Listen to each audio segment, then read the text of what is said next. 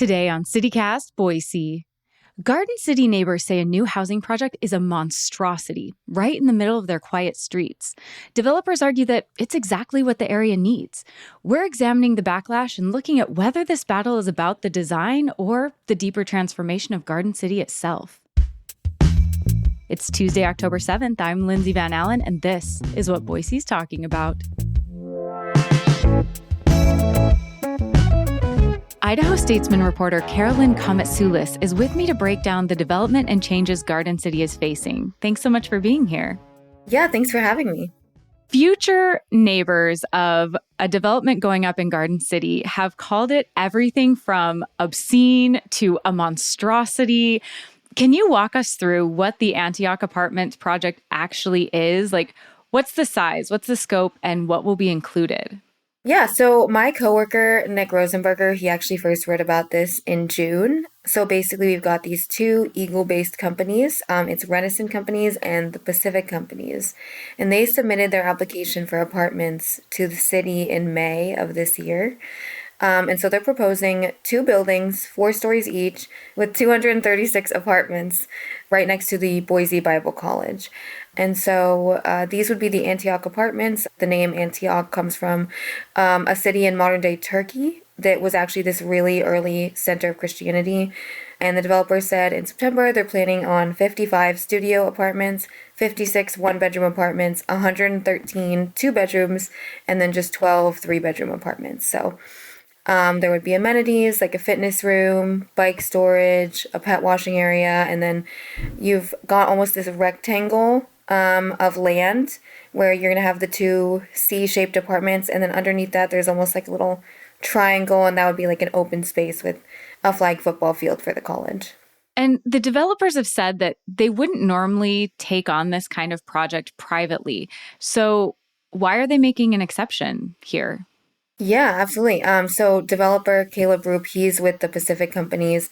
He had said during this neighborhood meeting that was held on September 22nd that he was a longtime donor to the college. You know, the college had asked him for ideas to sort of get more money. And he suggested diversifying the revenue stream by building apartments. That's what he does for a living. And so, yeah, he said he's paying $300,000 a year to lease the land. At a minimum, but he intends to share some of the earnings from the project with the college. And so he's estimating that the project will make $800,000 a year. And so on top of that lease amount, the college would receive $100,000. And so what role, besides receiving some of that money, what role does the college play in this project's development and future profits? Yeah, so the developers and project managers, they have a ground lease with the college, and the companies themselves would be owning and operating the apartment buildings. And I definitely want to get into the neighborhood meeting that you briefly mentioned because it seemed kind of spicy. But do the neighbors and people in the area, I guess, buy the idea that this project is really about helping Boise Bible College survive, or do they see this as maybe a money grab as Garden City is becoming more gentrified? Yeah, I think that's really interesting. I think you kind of hit the nail on the head that in this meeting and in meetings throughout the valley, there, in all types of projects, there's been this distrust of this developer, this feeling that there is a financial element on the developer's part. And so though I do think towards the end of the meeting, one or two people sort of said they appreciated or wanted to work with the developer. A couple people said that there was definitely a big sentiment of distrust and maybe feeling like the developer didn't have the best interests of the neighborhood at heart. And at that recent neighborhood meeting, it seemed like tensions ran high. Even from your reporting, I could feel the tension coming off the article. Like when one of the property managers said that the complex was, quote, a nice looking building, you reported that the room rang out with derisive laughter. There were lots of sharp comments. What did you take away from the mood of the neighbors at that meeting?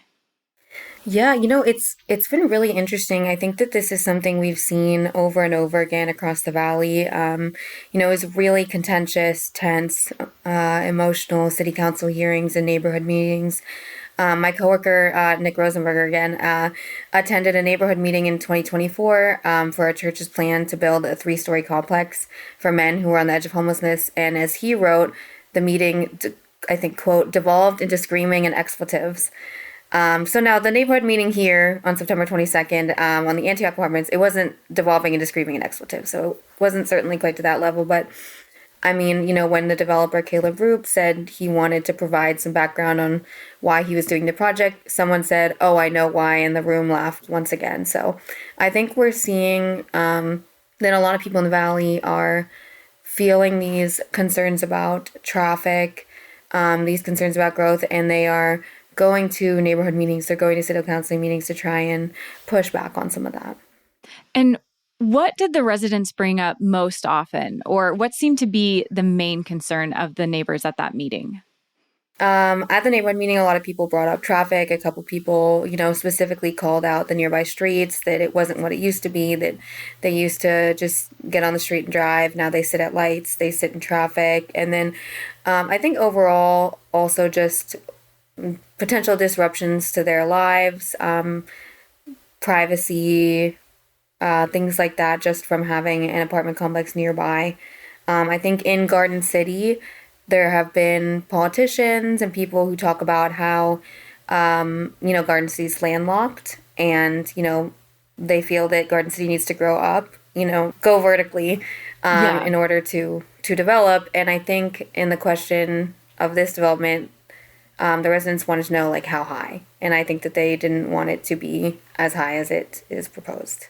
And Carolyn, when these neighbors are raising concerns about traffic and density and noise and how it's going to impact them, how much do the facts and data back up these concerns? Like, what would the actual impact look like for the surrounding area once the Antioch apartments are built? The Ada County Highway District did say that every road would operate at acceptable levels, except for the intersection of Marigold and Glenwood Streets. But according to their letter, the Idaho Transportation Department has jurisdiction over Glenwood. ITD didn't comment on this project, but they did say the corridor is already congested and they don't have any funding put aside to mitigate traffic on Glenwood.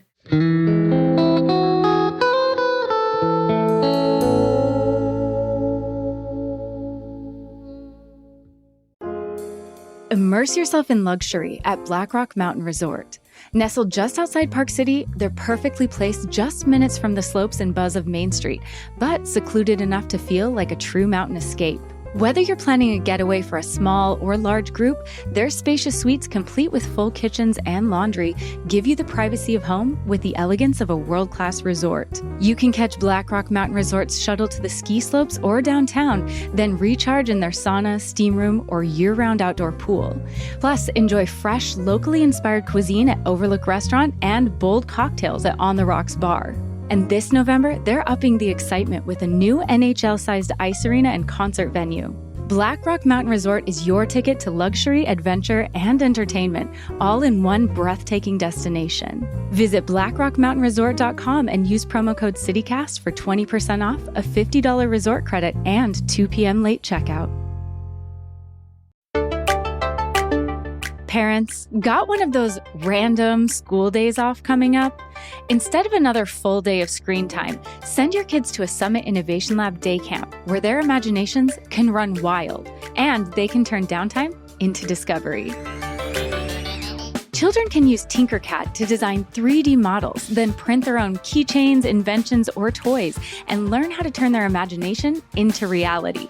It's a hands-on, beginner-friendly way that Summit Innovation Lab offers your child the chance to combine their creativity with technology and bring their ideas to life. At Summit Innovation Lab, they make STEM accessible and exciting in an inclusive environment where every child belongs. Give your kids a screen-free day they'll never forget. Learn more at summitinnovationlab.com.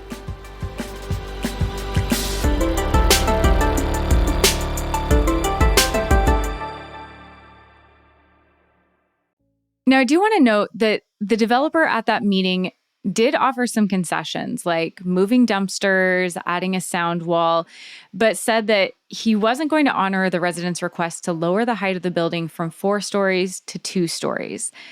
How did those concessions and that trade off land with the neighbors at the meeting?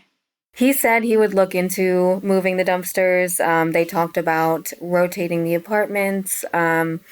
They talked about potentially looking into those things. It's not a guarantee that it would happen. And there were definitely some people there who wanted to be involved in further conversations, such as, if you're going to move the dumpsters, we'd want to have a say in where they go. So there were definitely people there who were hoping to be involved in further conversations. But yeah, he said that, the cost right now to build multifamily in the valley is about 250,000 a unit. And he said that's kind of where values are right now too, because rents have flattened out after years, obviously, of explosive growth. So that going down on the number of floors or stories or units wouldn't make the project pencil out financially. Carolyn, from your perspective, I mean, there's been several articles throughout the summer into the fall about how much the community and neighbors seem so dead set against this development. Why are the developers so set on this project when it clearly has so much pushback from the community? Yeah, I think, we're seeing debates across the valley in many different projects. Interfaith Sanctuary, for example, the council just upheld the Planning and Zoning Commission's approval of their conditional use permit. And in Ada County, they've been debating where to put solar power. And I think that cities are really grappling, and counties are really grappling with how to respect those private property rights and also respect the wishes of the people who are already there. Yeah, it seems like this clash over the Antioch apartments maybe reflects a larger Treasure Valley struggle over rapid growth versus quality of life. Yeah, I think that's what we've heard, myself and my colleagues, over and over again at different council meetings, county hearings, neighborhood meetings, the Interfaith Sanctuary CUP hearing. Someone said that, we want to have it all. We want to help people out, but we can't do that at the expense of the people who are already here. And I think that that's been a very prevalent belief when you have developments that are coming in and when you have all the changes that the Treasure Valley is going through. Yeah. And looking through the complaints that a lot of these neighbors had about limited infrastructure in Garden City, the local sewer system is already at capacity, Glenwood traffic is congested and terrible. How much of these residents' concerns are due to this particular development versus how much of this is about larger city planning challenges? I think it's interesting. It's kind of a mix. I do think that there were a lot of people there who brought up other apartment complexes that had been proposed in the vicinity, and their frustrations with that. But there was definitely also, I think, specific concerns related to these proposed apartments, how it would affect them, like would people be looking down into their yards. So I think it was kind of a mix of both other projects that have come through, but also like this very specific project. Garden City has maybe gone through some of the biggest transformations in the past decade, going from mobile home parks to wineries and trendy restaurants and apartments. What kind of divides, as you've been reporting on this, do you think these changes are creating between long-term residents and newcomers or developers? Yeah, it's interesting. I think we'll really have to see, when these, for example, if these Antioch apartments go through, what will happen when the new residents move into the community? Will they interact with the old ones? I think that a lot of people have talked about gentrification, which really refers to this process where land values increase. And when that happens, you typically have larger and more profitable businesses that are the ones who can pay the rent.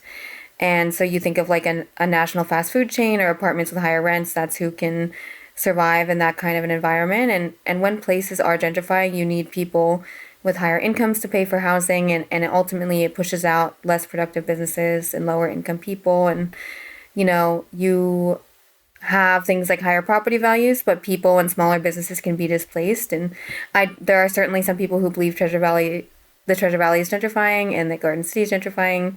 I don't want to make any determination on that, but certainly that's a process that can bring a lot of changes to certain areas and change the people who live there. So it'll be interesting to see, if that's happening, how that plays out, and how new residents coming in add to the people who are already here in Garden City. So, Carolyn, what's next for this project? And how much power do residents actually have to stop or reshape it at this point? So at the neighborhood hearing or neighborhood meeting, the developer, Caleb Roop, he said that they've submitted an application for design review to the city. And so they've submitted the application. The staff will process that application. He said he doesn't know how long that will take, 2 months, 6 months, whatever. And then he said that the staff will come back with a list of conditions of approval. And then there'll be potentially some back and forth. And then he said there's not necessarily any public hearings that happen at the city level, but he said there probably would be one because the planning department has the discretion to do a public hearing, so there likely would be one here for this project. He said that he imagined that would be in 2026. And then if that's approved, then the project developers, they'd have to take those conditions or whatever happens at the hearing, do a plan, submit for building permits, which is probably another 6 to 8 months of time. And then he imagined that if everything went well, it would probably be 2027 construction. So definitely still a long process, and he does believe there will be a public hearing. The city will exercise its discretion, he believes, to hold a public hearing, and so people can talk then. Well, Carolyn, thank you so much. I really appreciate you taking the time to come on the show and report on this and break it down for our listeners. Thank you. Yeah, absolutely. Thanks for having me.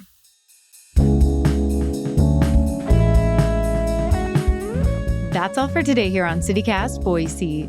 If you enjoyed the show, make sure and subscribe to our Hey Boise newsletter to stay up to date on everything happening around the Treasure Valley. We'll be back tomorrow morning with tips to recession-proof your budget.